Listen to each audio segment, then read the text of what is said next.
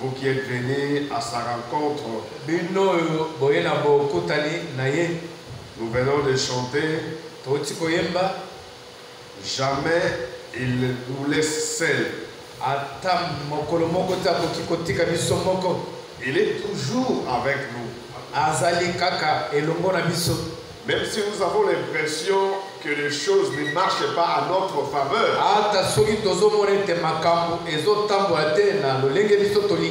mais lui a fait la promesse en disant: je ne t'abandonnerai point, je ne te délaisserai point. Et nous savons que les cieux et la terre passeront, mais sa parole ne passera point. Alors, ça nous assure, ça nous réconforte. Mais alors, ce que nous avons besoin, c'est d'être constant. Amen. La constance est une vertu importante. Rappelez-vous, dans l'âge de Thyatire, Dieu plébiscite le croyant de cet âge-là à cause de leur constance. Et l'apôtre Paul dit aussi à Timothée, il dit: Timothée, toi tu as connu ma constance. Donc nous devons être constants. Constant en venant à l'église. Même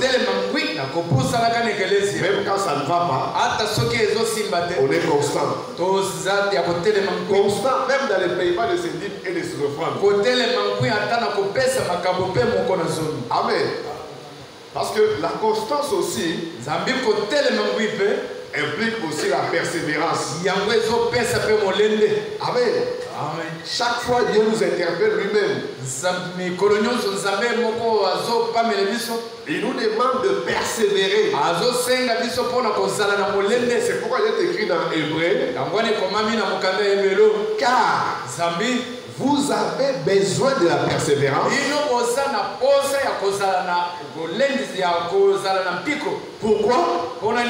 Il dit: afin que, après avoir accompli la volonté de Dieu, vous obteniez ce qui vous est promis.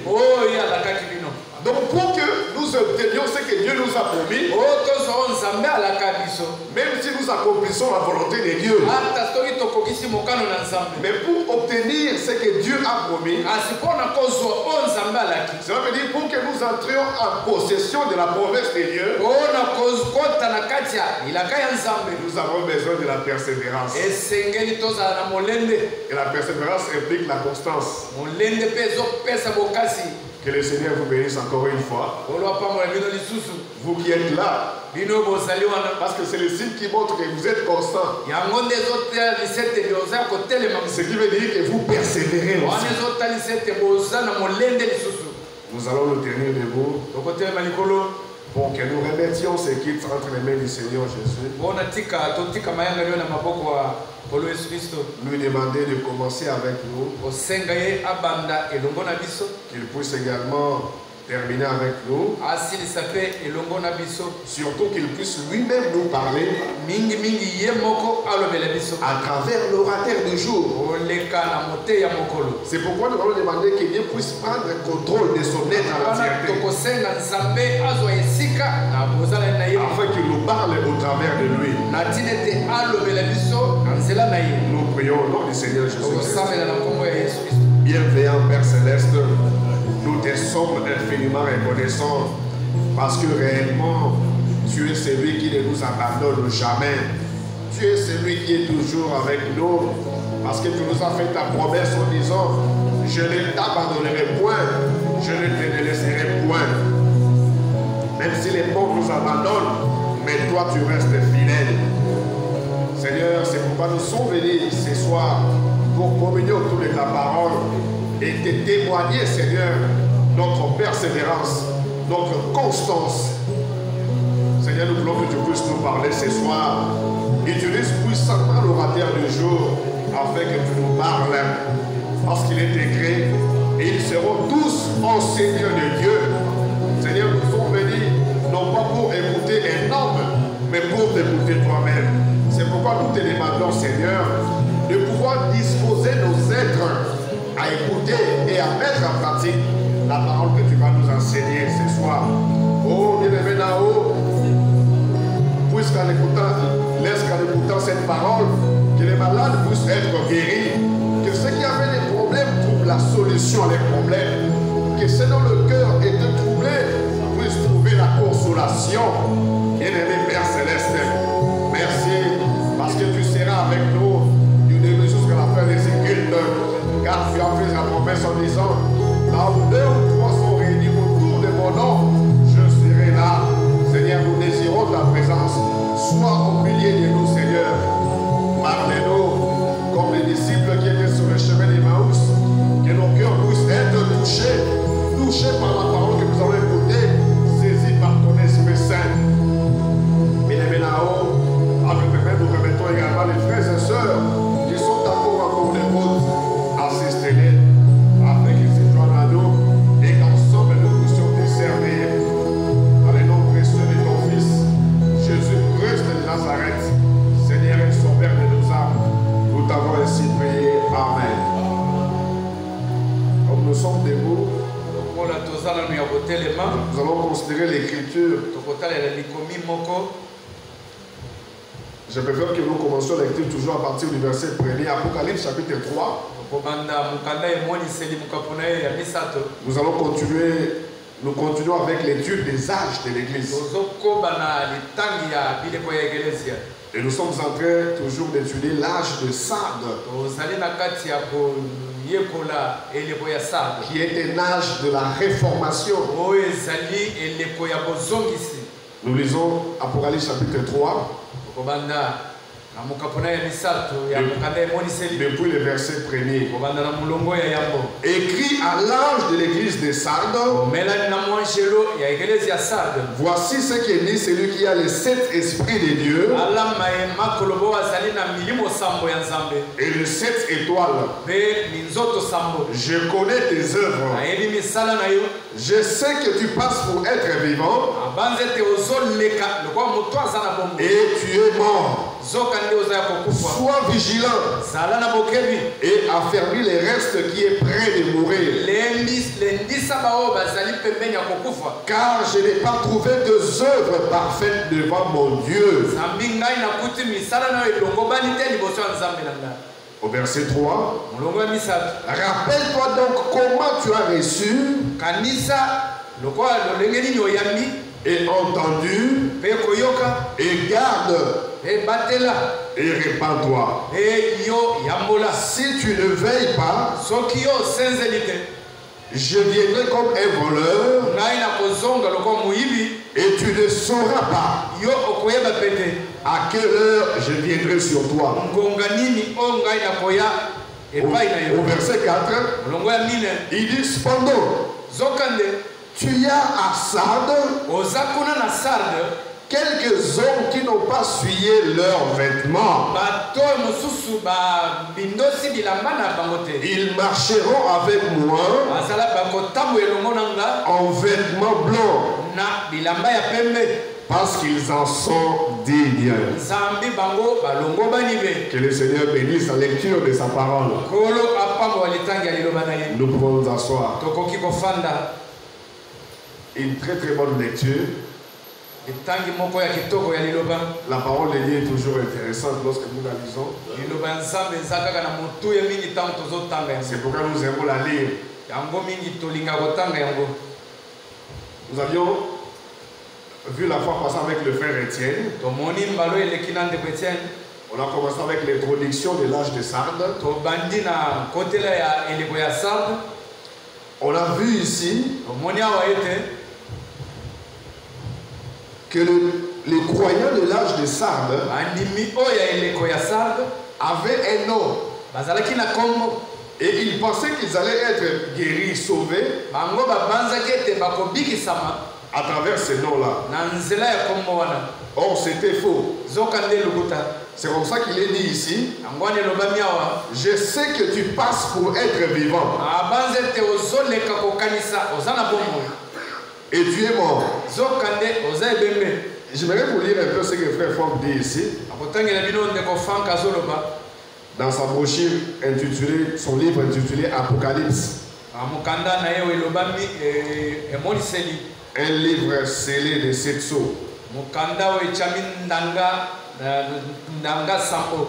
Alors là, je suis à la page 12. À partir du deuxième paragraphe.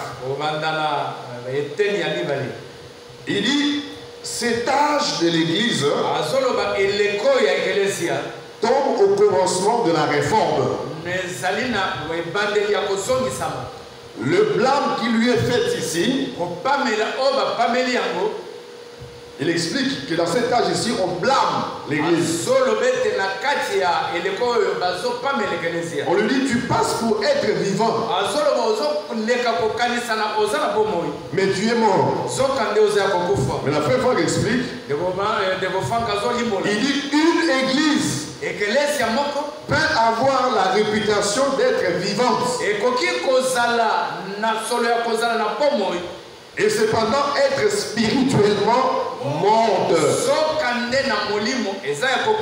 Lorsque nous regardons les églises, nous avons l'impression comme si elles sont vivantes. Or, spirituellement, elles sont mortes. C'est pourquoi Frère Franck appelle ça des tombeaux. Ces églises sont des tombeaux. Parce qu'elles sont mortes. Il dit, la possibilité existe de posséder apparemment la vie spirituelle. Ils ont une vie spirituelle d'apparence. Lorsqu'on les regarde, de par leur façon de parler, de par leur façon de marcher, de par leur façon de se comporter, nous avons l'impression comme si elles possèdent la spiritualité. Comme si elles ont une vie spirituelle. Et ce sont ces choses-là qui trompent souvent les sœurs. Surtout les sœurs. Elles sont trompées par ces choses-là d'apparence. Frère Franck dit, et même d'exercer le don de l'esprit. C'est grave. Une église qui exerce même les dons de l'esprit. Mais or, c'est une église morte. Tout en exerçant le don de l'esprit. Mais là, il dit ceci. Toutefois, seul l'Esprit de Dieu est capable de manifester la vie divine. Il dit seul l'Esprit de Dieu est capable de manifester la vie divine. Maintenant, il va expliquer comment avoir cet esprit de Dieu là. Il dit l'onction de l'esprit a lieu dans les domaines de notre esprit. Ici, nous sommes très bien enseignés. Parce que ce sont des enseignements qui ont été déjà apportés ici plusieurs fois. L'onction de l'esprit.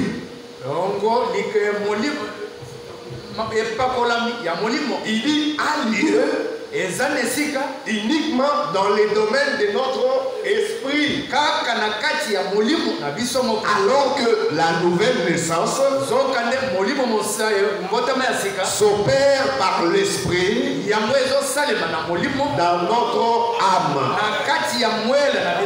Alors ces gens-là ont l'onction de l'esprit. Mais il manque la nouvelle naissance à travers lequel l'Esprit de Dieu opère dans l'âme. Et à cause de cela, ces églises sont mortes. Même si elles font des miracles, même si elles font des prodiges, on ne peut pas les suivre. Amen. Il y a une sœur qui m'a dit, mais chez vous, c'est comme s'il n'y a pas de miracle. Nous aimons les miracles. Mais dans Matthieu 7, verset 21, Jésus a reproché ces gens-là. Lorsqu'ils ont dit à Jésus, n'avons-nous pas opéré des miracles en ton nom? N'avons-nous pas fait des prodiges? Guéri même les malades. Mais Jésus-Christ va leur dire, éloignez-vous de moi, car je ne vous ai jamais connu. Car je ne vous ai jamais ensemencé. Vous savez, la langue hébraïque est une langue très précise.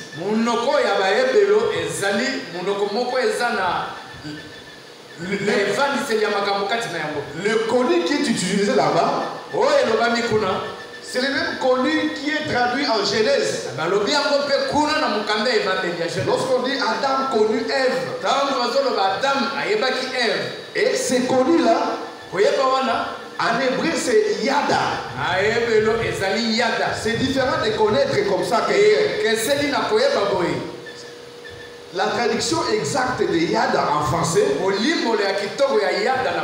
c'est connaître intimement. Mais ici nous avons la grâce de Dieu.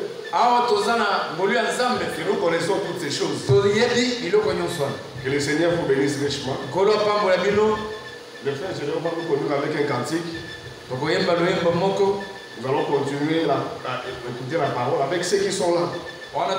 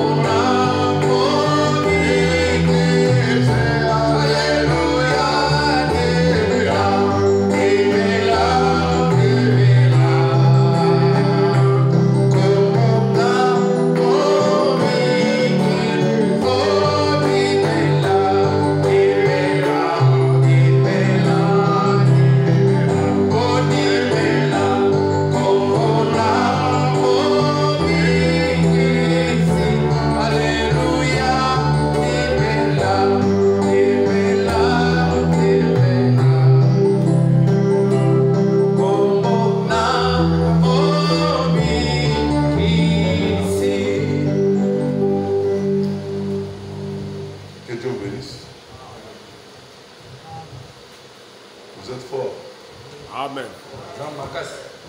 Je demande si vous êtes fort. Amen. Que le Seigneur vous bénisse. Nous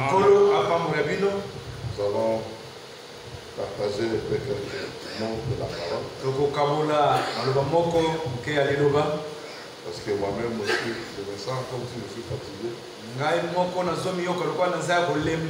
Parce que j'ai fait des mouvements aujourd'hui. Mais le Seigneur nous aidera. Dans peu de temps, nous parlerons ce que l'Esprit de Dieu peut disposer. Nous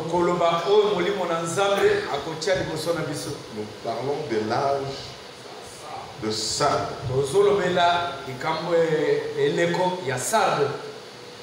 L'âge de Sardes, nous pouvons l'appeler, c'est l'âge des rescapés. Parce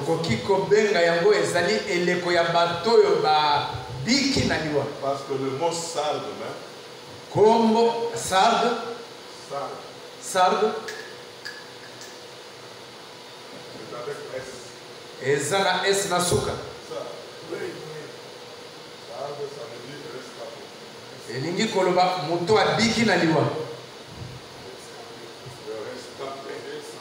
Ato babiki na liwa. Yamwana nde Sardes. Ils sont rescapés. Parce que le Seigneur les a arrachés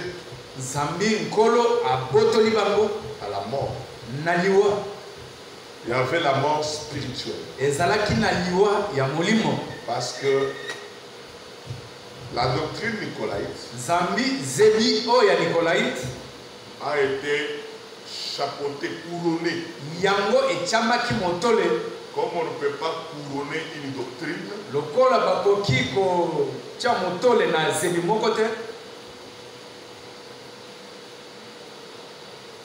la doctrine est devenue un homme. C'est ainsi cet homme a été couronné. C'est ainsi que vous verrez que le pape, il est toujours avec sa tiare. Et sa calotte à la tête. Parce qu'une couronne lui a été donnée par la couronne de Dieu, mais la couronne qui vient de l'Antichrist.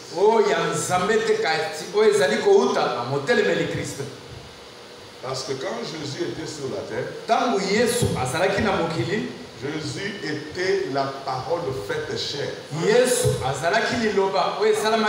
On peut dire la parole manifestée dans la chair. C'est dans l'âge de Sardes qu'on a découvert que Judas, l'homme d'Iscariote,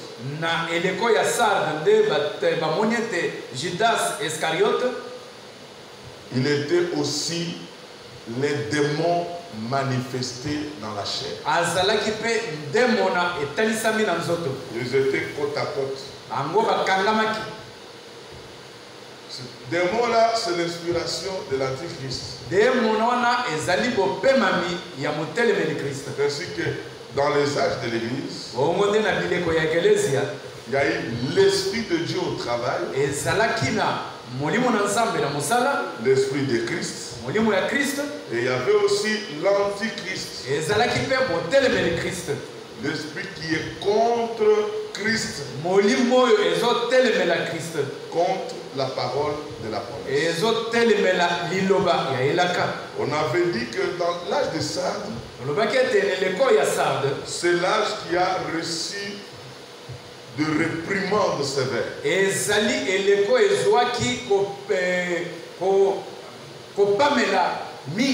Dieu n'avait pas loué. Il a commencé avec des réprimandes. C'est ainsi que Frère Branham a corrigé Louis II, disant que la tradition de roi Jacques était la meilleure.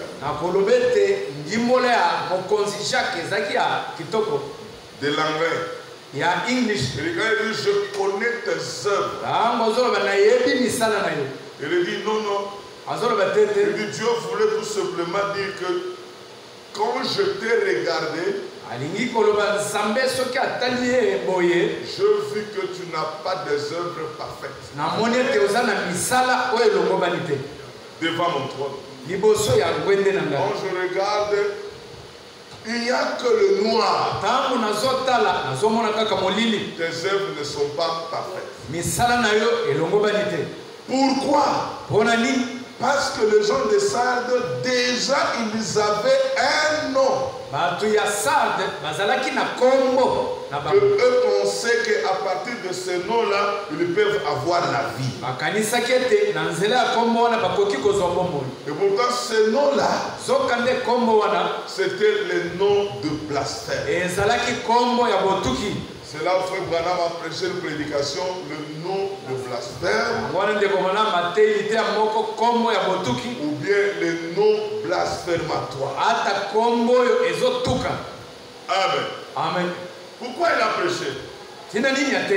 Il a été inspiré à partir de l'âge de Sardes. C'est dans Sardes où les gens, au lieu de louer Jésus-Christ, les gens ont commencé à louer leurs églises.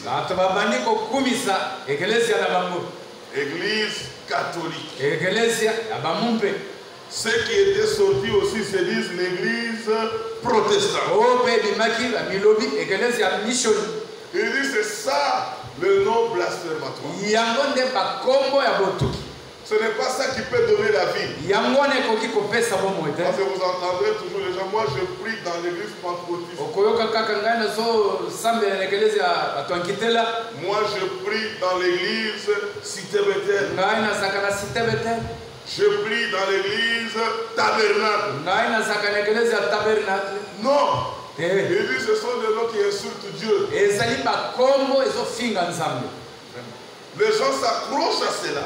Même quand vous l'invitez, il va dire non, moi je suis protestant.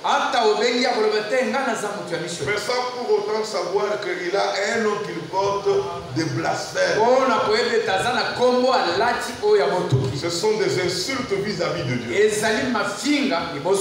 Les gens se sont fait même des titres dans l'église. Archevêque, archibishop, toutes ces histoires-là. Cardinal, curé, vicaire. Ce sont des noms de blasphème. Le mot blasphématoire. Ce sont des titres qui insultent Dieu. L'église de Dieu doit garder toujours le nom de Jésus-Christ. Il ne peut pas prendre n'importe quel nom, ça sera les insultes. Beaucoup s'accrochent à ça. Surtout ici à Kinshasa, quand vous posez la question à quelqu'un, tu pries où? Oh, je prie dans les Mirem. Maintenant, quand vous allez Mirem, vous ne comprendrez rien. Ce sont des histoires qui insultent le Seigneur. L'église de Dieu doit être appelée l'église de Jésus-Christ. Je prie dans l'église du Seigneur Jésus-Christ. Et là, je crois la parole de Christ. La promesse de mon jour. Il dit que tu n'as pas des œuvres parfaites. Je sais que tu passes pour être vivant. Tu as des noms que qui veut te passer à la vie. Non.